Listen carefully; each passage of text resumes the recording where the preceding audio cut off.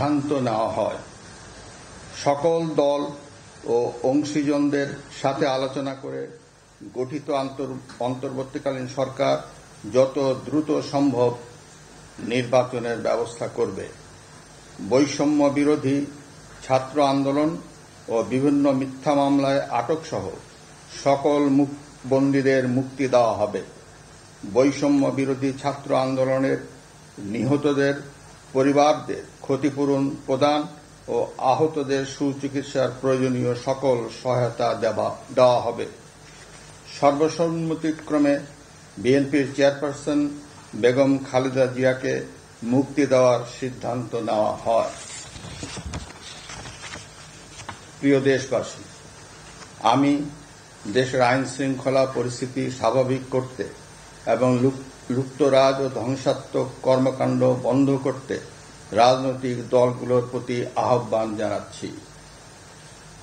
জনগণের জানমাল ও রাষ্ট্রীয় সম্পদ রক্ষায় সশস্ত্র বাহিনীকে কঠোর পদক্ষেপ নেওয়ার নির্দেশ প্রদান করছি।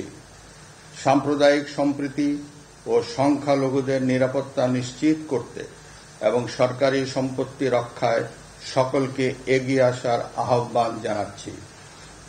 দেশের অর্থনীতি, প্রশাসন ও শিল্প কল কারখানা চালু রাখার লক্ষ্যে সকলকে কার্যকর ভূমিকা রাখার আহ্বান জানাই। ছাত্র নেতৃবৃন্দ ও শিক্ষকদের সাথে আলোচনা সাপেক্ষে অতি শীঘ্রই শিক্ষা প্রতিষ্ঠানগুলি খুলে দেওয়া হবে। এছাড়া যারা হত্যা ও সহিংসতার সাথে জড়িত নিরপেক্ষ তদন্তের মাধ্যমে তাদেরকে আইনের আওতায় আনা হবে। গণপ্রজাতন্ত্রী বাংলাদেশের সংবিধান অনুযায়ী অনতি বিলম্বে বর্তমান সংসদ বিলুপ্ত করা হবে। দেশের সকল অফিস আদালত আগামীকাল থেকেই স্বাভাবিকভাবেই চলবে।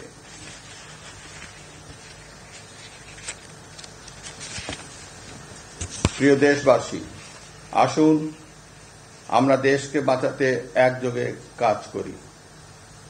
পারস্পরিক হিংসা বিদ্বেষ ভুলে ও প্রতিহিংসার ঊর্ধ্বে উঠে দেশকে এগিয়ে নিতে নিজ নিজ অবস্থান থেকে ভূমিকা রাখার জন্য আমি বিনয়ের সাথে আপনাদের প্রতি অনুরোধ করছি। একটি সুন্দর ও সোনালী ভবিষ্যতের প্রত্যাশায় আমরা এগিয়ে যাব ইনশাআল্লাহ। মহান আল্লাহ আমাদের সহায় হন। খোদা হাফেজ। বাংলাদেশ চিরজীবী হোক।